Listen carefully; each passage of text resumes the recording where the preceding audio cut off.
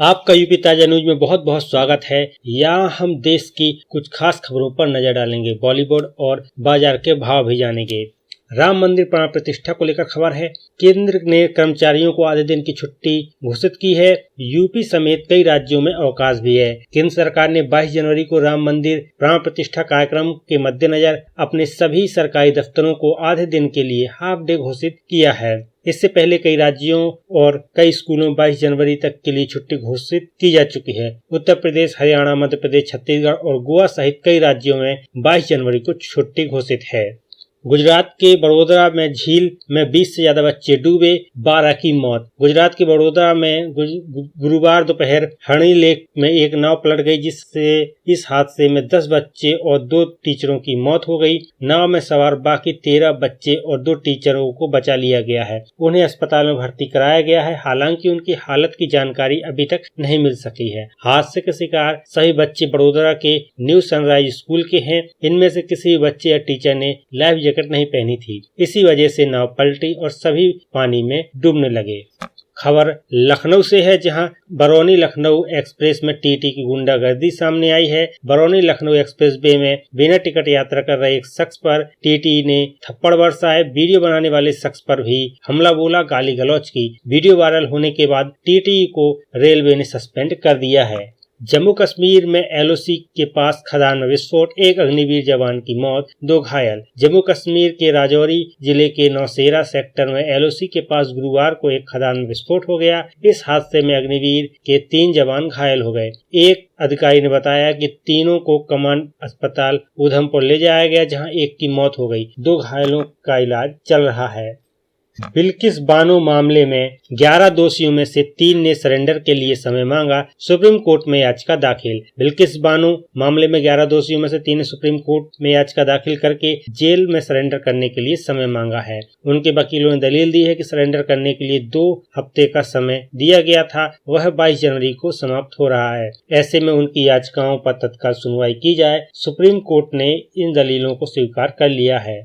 इंदौर में कोचिंग में पढ़ रहे छात्र की साइलेंट अटैक से हुई मौत। इंदौर के भंवर कुआं थाना क्षेत्र में एक कोचिंग इंस्टीट्यूट में पढ़ रहे 18 वर्षीय छात्र की साइलेंट अटैक से मौत हो गई। छात्र का नाम राजा था और वह बीए फाइनल ईयर की पढ़ाई के साथ साथ मध्य प्रदेश लोक सेवा आयोग MPPSC परीक्षा की तैयारी कर रहा था। पढ़ाई के दौरान ही राजा को अचानक सीने में दर्द हुआ और वह बेहोश होकर गिर गया। उसे अस्पताल ले जाया गया, जहाँ डॉक्टरों ने उसे मृत घोषित कर दिया। तो इस तरह की घटनाएं भी काफी बढ़ रही है। EPFO ने आधार को जन्मतिथि के प्रमाण के रूप में स्वीकार करना बंद किया। कर्मचारी भविष्य निधि संगठन EPFO ने आधार को जन्मतिथि प्रमाण के रूप में स्वीकार करना बंद कर दिया है। अब EPFO में जन्मतिथि के लिए प्रमाण पत्र के लिए 10वीं की मार्कशीट का सर्टिफिकेट, अंक तालिका, स्कूल छोड़ने का प्रमाण पत्र, ट्रांसफर सर्टिफिकेट, सिविल सर्जन द्वारा जारी medical certificate, passport, pan card, domicile certificate और पेंशन दस्तावेज स्वीकार किए जाएंगे। यह निर्णय भारतीय विशिष्ट पहचान प्राधिकरण UIDAI के निर्देशों के अनुरूप लिया गया है।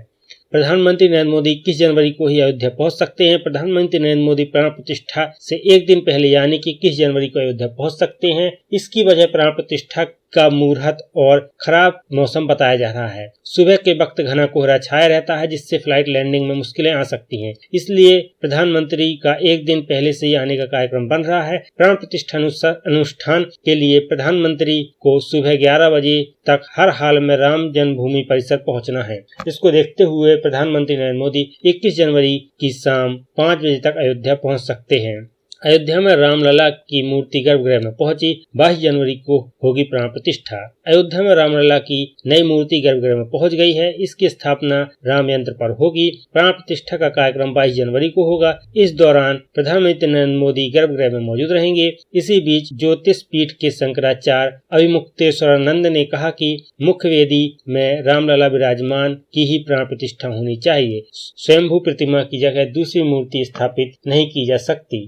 केजरीवाल आज भी नहीं जाएंगे ईडी दफ्तर, बोले भाजपा मुझे गिरफ्तार करवाना चाहती है। दिल्ली के मुख्यमंत्री अरविंद केजरीवाल ने प्रवर्तन निदेशालय ईडी के चौथे समन भेजकर 18 या 19 जनवरी को पेश होने के लिए कहा था, लेकिन केजरीवाल ने कहा कि वे इस बार भी ईडी के दफ्तर नहीं जाएंगे। वे आज पंजाब के मुख्यमंत्री भगवंत मान के साथ 3 दिन के लिए गोवा जा रहे हैं। केजरीवाल ने कहा कि ईडी को भाजपा चला रही है, उनकी नीयत उन्हें गिरफ्तार करने की है ताकि मैं लोकसभा चुनाव के लिए प्रचार न कर सकूं। इससे पहले भी केजरीवाल को ईडी ने 3 बार समन भेजा था, लेकिन वह पेश नहीं हुए थे। ठंड का कहर जारी, उत्तराखंड में बर्फबारी, तमिलनाडु में 0 डिग्री तापमान। भारत में ठंड का कहर जारी है। उत्तराखंड के केदारनाथ सहित कई हिस्सों में बर्फबारी हुई। तमिलनाडु के नीलगिरी में तापमान 0 डिग्री सेल्सियस तक गिर गया। मध्य प्रदेश, राजस्थान, बिहार, उत्तर प्रदेश, पंजाब और हरियाणा में कोल्ड डे की स्थिति बनी हुई है। राजस्थान में कोहरे के कारण एक हादसे में 3 लोगों की मौत हो गई। भारत जोड़ो न्याय यात्रा का 5वां दिन, नागालैंड से असम पहुंचे राहुल गांधी। कांग्रेस की भारत जोड़ो न्याय यात्रा के 5वें दिन राहुल गांधी ने नागालैंड से असम की ओर रुख किया। उन्होंने असम के शिवसागर जिले में पार्टी कार्यकर्ताओं को संबोधित करते हुए कहा कि भाजपा और आरएसएस देश में अन्याय कर रही है और असम की सरकार सबसे भ्रष्ट है। उन्होंने यात्रा के माध्यम से अन्याय के खिलाफ लड़ने का संकल्प जताया और राजनीतिक आक्रमण भी किया। यूपी कैबिनेट के अहम फैसले हुए हैं। गन्ना मूल्य में 20 रुपए प्रति क्विंटल की वृद्धि की गई है। अब गन्ना 370 रुपए प्रति क्विंटल से खरीदा जाएगा। अयोध्या एयरपोर्ट का नाम महर्षि वाल्मीकि करने का प्रस्ताव भी पास हुआ है। अग्निशमन सेवा अधिनियम में भी संशोधन का प्रस्ताव पास हुआ है।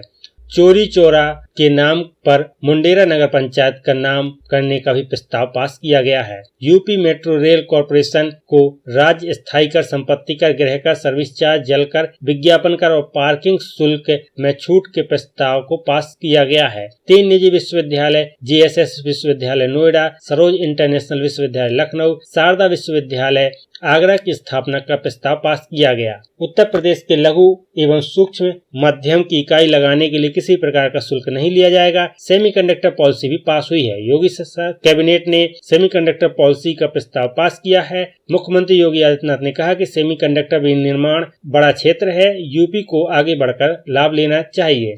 प्रदेश के अंदर मौजूद 2 आईआईटी सहित सभी टेक्निकल इंस्टीट्यूट के युवाओं को सेमीकंडक्टर निर्माण की ट्रेनिंग दी जाएगी। अतीक अहमद अशरफ की हत्या की न्यायिक रिपोर्ट भी सदन में रखी जाएगी। 15 अप्रैल 2023 को प्रयागराज में अतीक अशरफ की हत्या कर दी गई थी। दोनों न्यायिक आयोग ने अपनी रिपोर्ट शासन को सौंप दी है। कैबिनेट के बाद अब इसे सदन में रखा जाएगा। भूल भुलैया 3 में मंजुलिका का किरदार में विद्या बालन की वापसी की संभावना। कार्तिक आर्यन स्टारर फिल्म भूल भुलैया 3 में मंजुलिका के किरदार में तब्बू की बजाय विद्या बालन की एंट्री हो सकती है, हालांकि इसकी कोई आधिकारिक पुष्टि नहीं है। फिल्म की शूटिंग मार्च में शुरू होने वाली है। फिल्म के निर्देशन अनीस बज्मी करेंगे। फिल्म में कई ट्विस्ट डाले जाएंगे। सिद्धार्थ मल्होत्रा की web series Indian Police Force 19 को अमेजन प्राइम पर रिलीज होगी।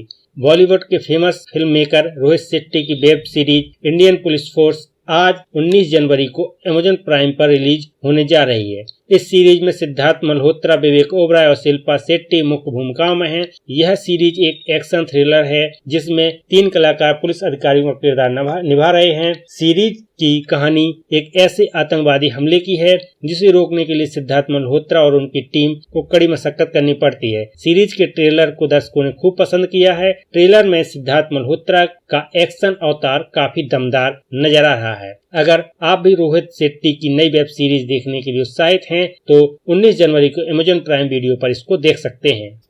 फिल्म तेरी बातों में ऐसा उलझा जिया का ट्रेलर जारी। शाहिद कपूर और कृति सेनन की आगामी फिल्म तेरी बातों में ऐसा उलझा जिया का ट्रेलर आखिरकार जारी कर दिया गया है। बहुप्रतीक्षित फिल्म में एक रोमांटिक कॉमेडी होने की उम्मीद है, लेकिन निर्माताओं और दर्शकों के लिए एक और मोड़ तैयार है। शाहिद कपूर ने अपने इंस्टाग्राम अकाउंट पर ट्रेलर शेयर किया और एक पारिवारिक मनोरंजन कहा है। उन्होंने इसे कैप्शन दिया, वर्ष के सबसे बड़े पारिवारिक मनोरंजन का अनुभव करने के लिए तैयार हो जाओ।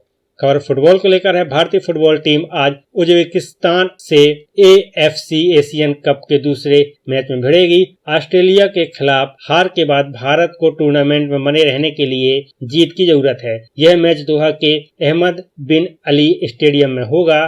चंगते चोट के कारण संदिग्ध हैं। सहल अब्दुल समद भी शायद नहीं खेल पाएंगे। स्टीमेक और खिलाड़ी चुनौती के लिए तैयार हैं। नेपाल से अयोध्या लाखों लोगों के आने का दावा गलत। अयोध्या में राम मंदिर निर्माण के लिए सोशल मीडिया पर एक वीडियो वायरल हो रहा है, जिसमें दावा किया जा रहा है कि यह वीडियो नेपाल का है। इसमें लाखों की संख्या में लोग यात्रा के लिए निकले हैं। दावा किया जा रहा है कि मां सीता के घर नेपाल से अयोध्या राम मंदिर तक विवाह का उपहार लेकर यात्रा निकाली जा रही है। हालांकि इस वीडियो में सच्चाई कुछ और है। यह वीडियो नेपाल का नहीं, बल्कि यह वीडियो सन 2019 में भारत के राजस्थान के भरतपुर जिले का है। ये वीडियो उस समय का है जब भरतपुर में एक धार्मिक आयोजन हुआ था। इस आयोजन में लाखों की संख्या में लोग शामिल हुए थे। इस तरह से सोशल मीडिया पर वायरल हो रहा है वीडियो नेपाल का नहीं, बल्कि यह वीडियो भरतपुर का है। इस वीडियो को वायरल करने वाले लोगों ने नेपाल का दावा करके इसे धार्मिक भावनाओं को भड़काने की कोशिश की है। अब देख लेते हैं कुछ भाव। सेंसेक्स 313 पॉइंट गिरकर 71,186.86 पर बंद हुआ। वहीं निफ्टी